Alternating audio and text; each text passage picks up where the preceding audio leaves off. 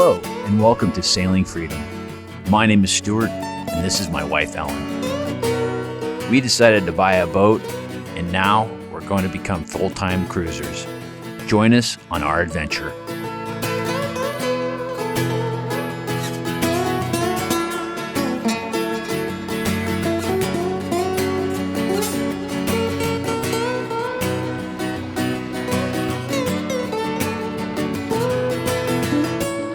Take me back to the ocean, where the sun never sets. Well, okay, it may go down.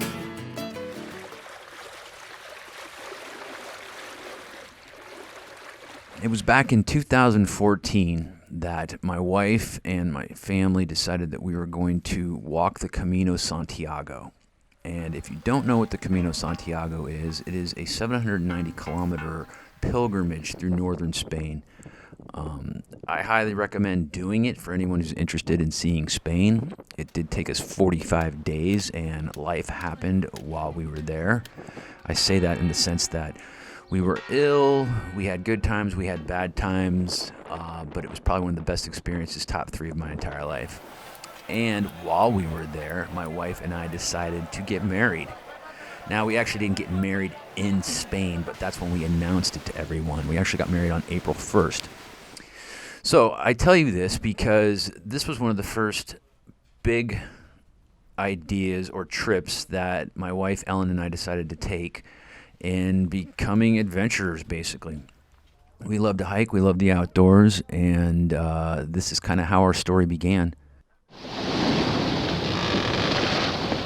So now it's July of 2016, and Ellen and I decide that we want to go on a little boat trip. So we found a sailboat for hire, for rent, on the Chesapeake Bay, and we decided to take it out for about a week. So we rented this boat, and we had the absolutely best time of our lives on the Chesapeake Bay, sailing around for a week. I remember it was a Lippincott boat. The water was really nice. I remember there were lots of jellyfish and rays in the water. And this was the first time that we took on an adventure on a sailboat with overnights. And we even ran into a little bit of a squall. And it was quite an experience. I can say from other people that I've talked to in the past that, boats tend to be the guy's thing. But I think we're the exception to the rule here, and I say this to everybody who I talk to, but buying this sailboat was basically my wife's idea. And of course, I was all for it because I've been sailing since I was a kid. And so after we took the Lippincott journey on the Chesapeake Bay, we decided that it is time to start looking for our own boat. And I have to mention another thing. Ellen has a friend who she's known since basically kindergarten, Annette and Walter, and they are good friends of ours, and they own a boat. They own a nice big power boat, and they have invited us to their place in Rhode Island for probably about the last 4 years, and we've spent an awesome time having fun on their boat too. So them being also a major push in our decision to get a boat, because we talked to them a lot about the aspects of having a boat, taking care of it, and what have you. And since Ellen, I would say, found some comfort in her friend Annette being a boater, it was kind of an easy transition to make in deciding that we wanted to do this. So, the search for the boat.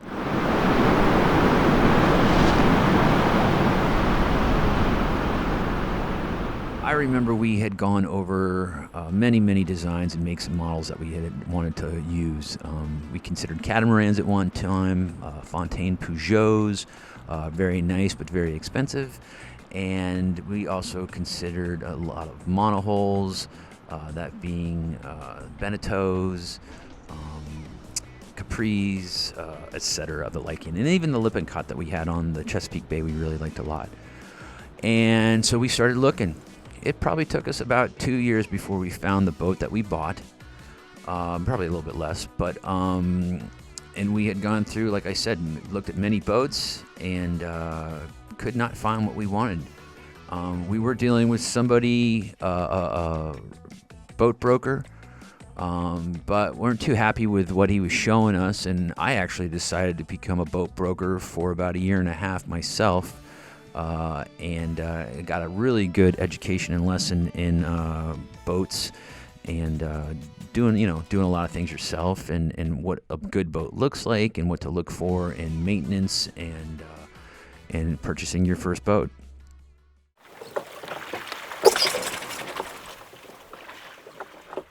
We found, and this was a really cool coincidence, that I don't know how we overlooked this boat for about 2 years, but we ended up purchasing a 36-foot Freedom from the original owner, who happened to have been the father of a friend of mine who I had gone to school with since 6th grade.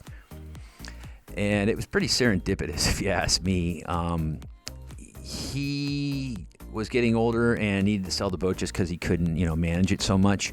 And we made him an offer, and in pretty much less than 30 days, we were now new boat owners of our Freedom 36, which was at one time called Royalties, but we decided to change the name, and we'll get into that whole thing later because we ended up calling the boat Freedom. So it's like calling a car, or the dog, hey dog. So anyways, I thought that was kind of humorous, the fact that we called our Freedom make and model boat Freedom. But that's what it gave us, Freedom. So it was in June of 2017 when we actually purchased the boat, and it was in our possession. And boy, were we happy. We were just one step closer to sailing off into the sunset and moving farther into our 5-year plan.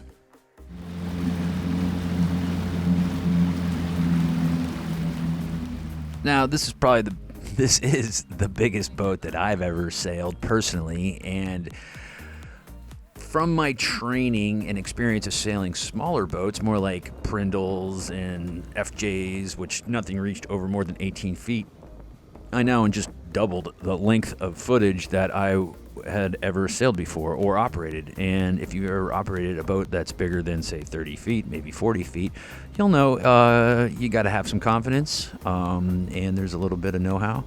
I think personally anyone who could probably really learn how to do it, but you got to want it. And Ellen and I, we wanted it. And so our first summer of sailing in 2017 was a great experience because we stayed pretty much in Erie, on the Erie Bay, and just got a really good feel for how the boat operates and maneuvers, and perhaps things that we wanted to do to the boat and make upgrades to it. It is now time for Ellen's morning report. Proceed. I have nothing to report, but we have no wind. That is all. Now, unfortunately, one of the downsides of where we live in Erie, Pennsylvania, is the short boating season. Depending on the weather, which is usually pretty damn cold until the end of April, beginning into May, the marinas start dropping boats around May, if it's nice. If it's not, it's the end of May, and you're lucky if your boat makes it into the water, perhaps, June 1st, which... give yourself probably about 3 more months heading into September or October, again, depending on the weather, and it's time to pull those boats out of the water. So it makes for a short boating season, and if you own a boat, you're going to want to pretty much dedicate your entire summer to that boat. And that is pretty much what Ellen and I did. So in 2018, we took our first multi-day trip, 30 days in a row, around Lake Erie. And again, we had the time of our life. Had some really good experiences going from dock to dock and port to port and marinas in Erie, and especially loved the Canadian side of Lake Erie on the Long Point. Long Point was definitely one of the coolest places that we saw on Lake Erie. The water was literally crystal clear for 40 to 50 feet. You could see the bottom just endlessly, which was really nice. Unfortunately, on the southern side of Lake Erie, that is not the case. I think it's because all the carbon and materials in the water seem to get pushed down to the south side of Lake Erie. But we found Long Point, Canada to be just absolutely fabulous. Now, unfortunately, we did have one evening that seemed like... night from hell, in which we made a huge faux pas in where we anchored, and the wind ended up changing, going up to about 20 to 25 knots, and we basically got tossed and turned all night long. We both threw up and pretty much looked at each other the next morning and probably thought that this was the end of it. But we managed to push through. And as all sailors probably know out there, even though we had this horrible experience overnight, once we finally got into a marina that morning, people could just see the look on our face, and some very kind souls took mercy on us and told us that they could give us a ride into town and get us all provisioned and back on the boat and feeling better, and that's what they did. So the hospitality and the generosity of those in the sailing community was reached in Canada, and it was just an absolutely fabulous time. And I can't think of the people's name right now, but I truly thank them, and I hope to see them again in Canada in Long Point, because if you have the means and the time, I highly suggest you go up there.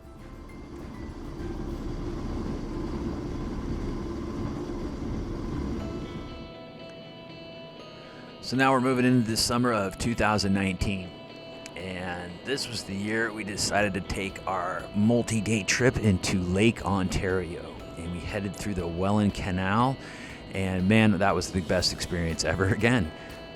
I know I keep saying that, but it just keeps getting better and better, and this is how our 5-year plan developed. And had we probably had bad experiences, we probably wouldn't be moving forward so aggressively with our plan.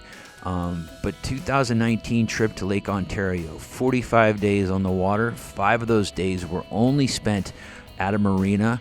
The rest, the 40 other days, were spent dropping anchors in the middle of absolutely nowhere in the wilderness, Canada. And it was great. The fishing was great. The sunsets were great. The weather came in and went, but it was outstanding.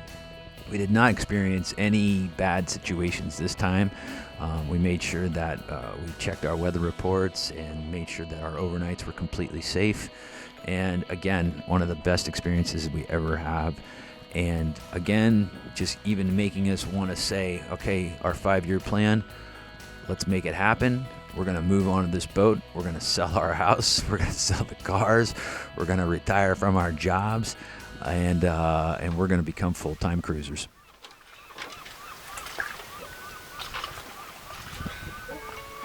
And now I sit here in front of this microphone talking to you. It is the month of February, year 2020, and the deadline is on. We literally have less than 3 months to sell the house, sell the cars, make sure the kids are all situated and ready to go, and out the door we go.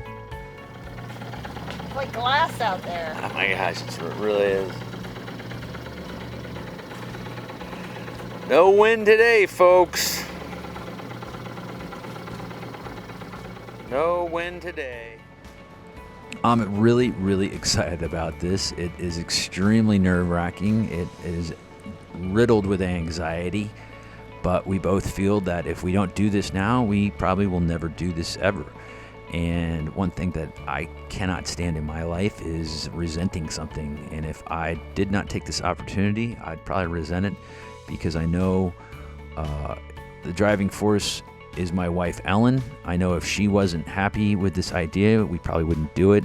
And if it makes her happy, it makes me happy. So off we go.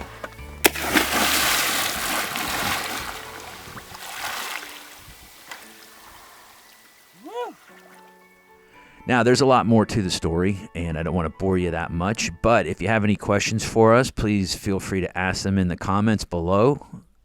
We'd love to answer them, and also we'd love to meet more of the community, the sailing community, that is, as we embark on our 2020 excursion of becoming full-time cruisers. Now, I don't think I'm an expert on boating or sailing. I would never admit to that. And I've seen a lot of other vloggers out there who post their journeys as cruisers. And of course, we want to try something a little bit different. So I don't know. We'll see what happens. I'm sure I'll be talking about repairs on the boat as things progress. We'll be giving you hopefully weekly episodes that will come out of Sailing Freedom. And we hope that you guys, you viewers, will enjoy watching us, listening to us. Again, I said if anyone has any questions, feel free to ask them. And in future episodes, prior to us actually launching in June, we'll talk about basically our strategy and mapping out our directions of which way we're headed. Leaving Erie, I can tell you we're going out the Erie Canal, and there's logistically some things we need to do to the boat to make that happen. And once we head out the Erie Canal, we're heading over to Rhode Island to go see Annette and Walt. Hopefully spend the summer with them boating, and then come about end of summer of 2020, we'll be heading down the Atlantic seaboard and taking our travels down there. Now, cross your fingers, of course. We hope this all happens, weather permits, and we have a great time. Again, any questions, feel free to ask. You can also check us out online at sailingfreedom.us. That is our website that we have up also. And I hope you enjoy meeting us, meeting Ellen and myself and the rest of the family eventually. And welcome to Sailing Freedom.